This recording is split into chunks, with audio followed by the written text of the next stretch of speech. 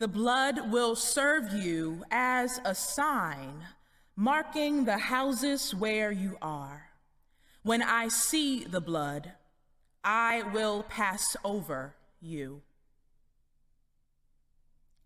I grew up in a neighborhood called Gentilly in New Orleans, Louisiana, a beautiful tree-lined neighborhood with the charm of cracked sidewalks as oak trees burst out of cemented enslavement. Even the trees seek liberation from bondage. It was a working-class neighborhood, a decent place to raise the kids, they said, bungalows with sizable front and backyards, and a general care for individual and collective property.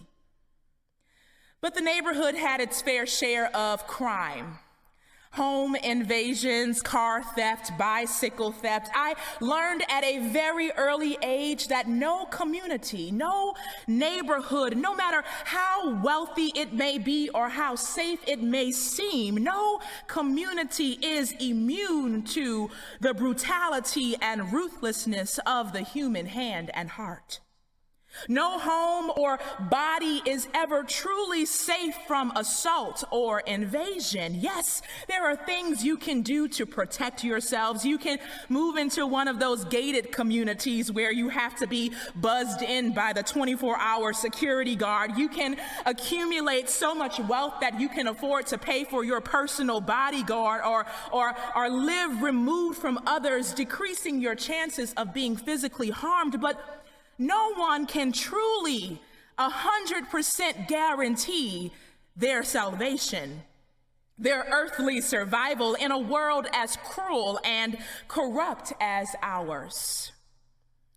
So when Mom and I would prepare to leave town, she would do her pre-vacation walkthrough of the house.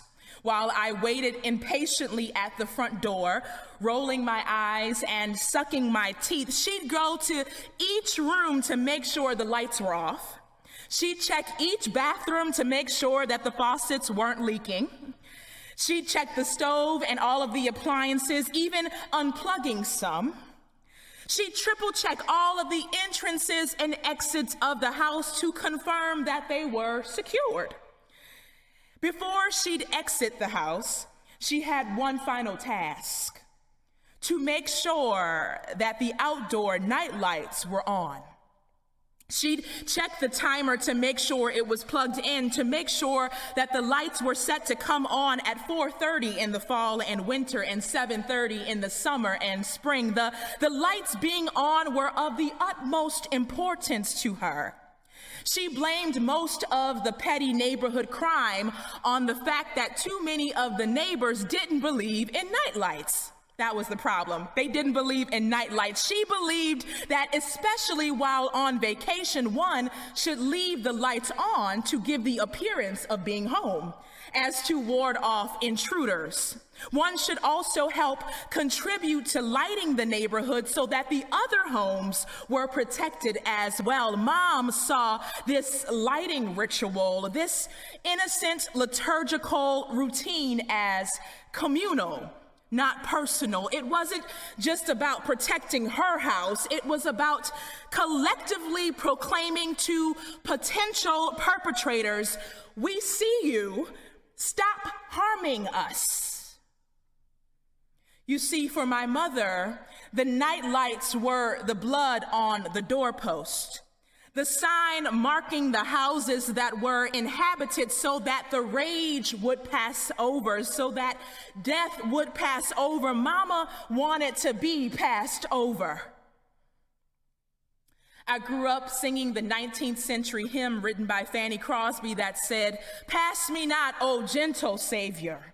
Hear my humble cry, while on others thou art calling, do not pass me by." Well, in this moment, beloved, Mama and I and the Israelites are wanting to be passed by. This is the one scene in the Bible where we can't just hold hands and sing Kumbaya, my Lord, because we don't actually want the Lord to come by here. In this moment, we don't want the Lord to come by here. Don't come by here, oh virulent wrath of God. Pass us by, oh contagious fury of the Creator. There's blood on the doorpost. The night lights are on. Will you pass over us? The Lord announces in the chapter preceding today's text that a final plague is coming to harden the heart of Pharaoh once and for all. God instructs Moses to prepare the people, for God is sparing no rage here. We are at the 10th plague, so that meant that the first 9 weren't strong enough. The first 9 weren't terrifying enough to persuade the dictator to set the captives free. The first wave of death and destruction wasn't severe enough to knock some sense into the emperor's head. So this God of the Israelites is preparing the people for unprecedented devastation. Unprecedented devastation. The death of the firstborn in every household, unprecedented devastation, heightened police brutality, fatal assaults at the hands of self-proclaimed vigilantes, teenage terrorists, and faux Christian protectors of a deadly status quo. Unprecedented devastation.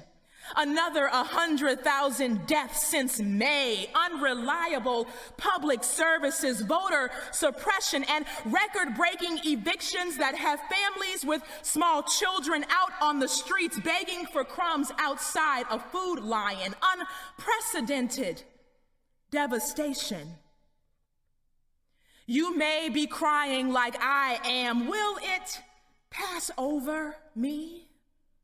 Oh Lord, what must I do to be saved? The Israelites are instructed to take a lamb, to eat, to share that meal with neighbors, and to give each person their portion.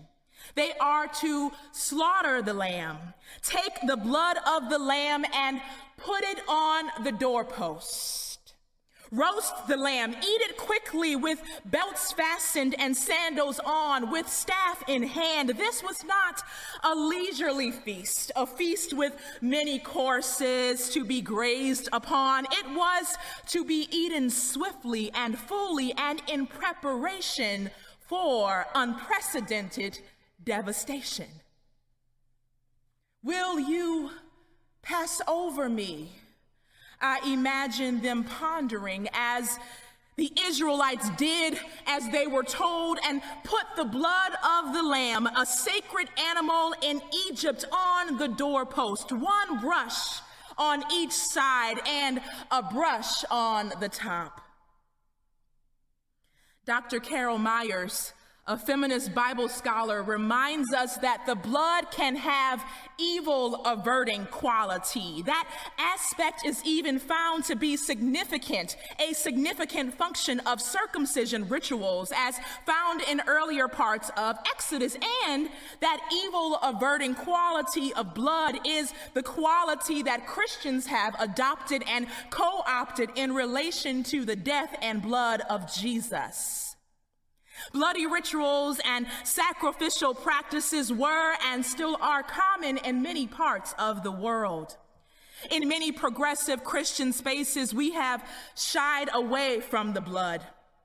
We have sanitized the sacrifice. We don't want to talk about the blood, about the death of a lamb that gives way to deliverance. But the thing is, many of us in this moment, in our seemingly sophisticated theological rejection of the blood, are grabbing hold of the blood right now and don't even know it. Many are looking for a house with a roasted lamb inside, hoping for an extra seat at the table. grabbing for the blood. Many of us are trying to have a blood on the doorpost moment right now, hoping that the plagues will pass over us, hoping that the virus will pass over us. We're so desperate right now for the blood. Manufacturing ways to protect ourselves with homemade masks and face shields, trying to make deals with corrupt government officials, trying to keep evil at bay, praying that the natural and political disasters passed over us, grabbing for the blood. Turning on the night lights, crying, "Will you pass over me?" For as long as I could remember, the blood has had unquestionable power. I grew up in a Baptist tradition that was unafraid of the blood, unafraid to talk about it and sing about it, preach about its abilities to reach to the highest mountain and flow to the lowest valley. But in the midst of my despair, I find myself asking, does it even work? I know the song says the blood will never lose its power, but people are being mowed down in the streets and hurricanes are getting stronger and children are without health care and internet access for school. Does it even work? Years ago, I would have never had the guts to question the power of the blood, to publicly pronounce my skepticism. But daily, I'm reminded that the night lights don't always come on, that the cop cameras don't always guarantee justice, that the blatant evidence of illegal activity doesn't secure impeachment. Our heroes are dying right and left. Does the blood even work? I wonder if I cover myself with the blood of the Lamb, will wickedness pass over me? If I brush the doorpost of my body with the blood once on each side and one time across the top, will the plagues of injustice pass over me? If I cover my unborn children with the blood of the Lamb, will the terror of white supremacy pass over them? Maybe they'll pass over me. Maybe they'll leave me alone if I wear the right clothes, suits and ties, cardigans from Brooks Brothers. Maybe they'll pass over me. Maybe they'll think I'm worth something if I have a luxury handbag draping from my weary shoulders. Maybe my life will matter if I cover myself with the blood of the Lamb, if I go to the right schools and get the right degrees, if I cozy up to the right politicians. Maybe if I put blood on the doorpost of my body, trouble will pass over me. I have to presume the desperation of the Israelites in this moment. Afraid for their lives. They've been through 9 plagues. People and animals have died. The oppressive rule of the Egyptian empire has intensified. I can imagine the visceral, fleshly desperation of a mother trying to keep her child alive in the middle of a pandemic. This blood wasn't about some otherworldly salvation. This wasn't some magic trick that would guarantee a seat at the heavenly banquet table. Pesach, the Passover, wasn't simply about some sacred barbecue. This was life or death, beating hearts or decaying bodies. Will you pass over us? I imagine them crying. I sat and pondered what could be so salvific about a blood with no earthly guarantees. I pondered my mother's fixation on the nightlights. It was never about her house alone, her possessions, her protection. It was communal. The ritual was to be communal. The Israelites are instructed to smear blood on the door of the house that had the lamb. Often, more than one house would join together to eat an entire lamb. If 2 or 3 families come together to eat one lamb, only one house where everyone ate would have the blood on the doorpost. Only one house where the lamb was eaten was safe. If I was invited to your house to eat your lamb, then I'd have to stay at your house that night because your house would have the blood on the doorpost. That means if I wanted protection, I'd have to huddle with my peers. If you wanted to be passed over, you had to be in a house, even if it wasn't your house, with blood on the post. It was communal.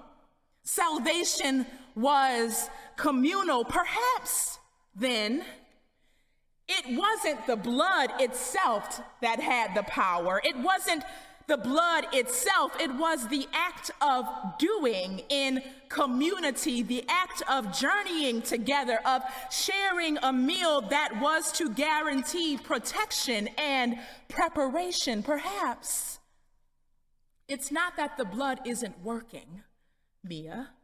It's my imagination of the blood that isn't working. It's the mythologizing of the blood that has crafted skewed expectations of God and of humanity. The blood is not magic. It's not some force field against wickedness. It's not something that gives you guaranteed healing or deliverance. Perhaps the blood isn't about protection at all. Perhaps it's about the collective proclamation to the perpetrators that says, "We see you. Stop harming us." It's about showing the emperor who we are, about backing away from the comfortable fetters of empire, about being unafraid to call a thing a thing. We see you. Stop harming us. With this blood, we cannot guarantee survival. We cannot guarantee that it will do what it says it will do.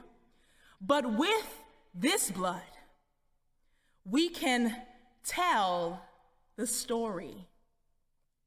We can make a public declaration even in the face of pending despair. A declaration that says, even if you don't pass over me, oh God, even if my child perishes in the middle of the night, even if I die of grief on the way to freedom, if I never see the fruits of my labors in my lifetime, this blood is a signal to the emperor that he won't have the final say. This blood is a memo to the tyrants that says, "We see you for who you are." This blood tells a story, not a story of bargain basement salvation or the story of a transactional God. It tells the story of abolition, of dissenting and divesting from the comforts of the kingdom, of dissenting and divesting from the luxuries of whiteness, of divesting from the police state and the prison industrial complex. And here's the thing. The blood on the doorpost is too revealing for some people. It's too revealing for some of us because the blood on the doorpost says, "I stand firm in my dissent from the powers that be, even if I lose my tax breaks." The blood on the doorpost says, "I stand firm in my dissent from unimaginative politics, even if it means losing some friends this election season." The Blood on the doorpost is bold and unapologetic, a public display of an inner commitment to the cause of liberation. With the blood, you can no longer hide your identity. You can no longer be lukewarm. This descent from Egyptian thought and domination is the equivalent of putting your money where your mouth is, of walking the walk that you talk so much about. This blood tells a story. And I know that if it were up to some folks, they'd rather die than put the blood on the doorpost. They'd rather let 200,000 people die than do what they're told and stand up to the powers that be. And because salvation is communal, my friends, there might be a seat for them too at the feast of the roasted lamb, should they choose to cross over. This is the story of the blood. This is the story of a communal effort to not merely shield from harm, but to call and to shout, I see you, I'm dissenting, you won't have the final say over my life. Mama's nightlights weren't a force field against danger. Just as this blood won't keep me from physical harm and hurt, I'm reminded ever so gently that I'm not covered in the blood or covered by the blood. I am covered by community.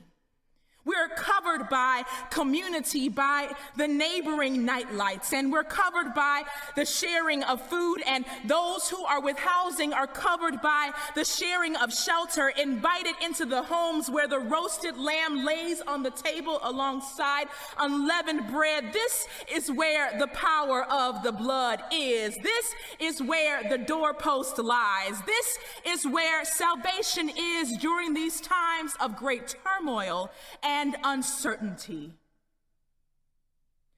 So I invite you to sit down and feast. The writers have said, sit down and feast. Feast on the roasted lamb. Feast amongst community. That is your covering. That is your salvation. Feast and be saved. Let it be so. Amen.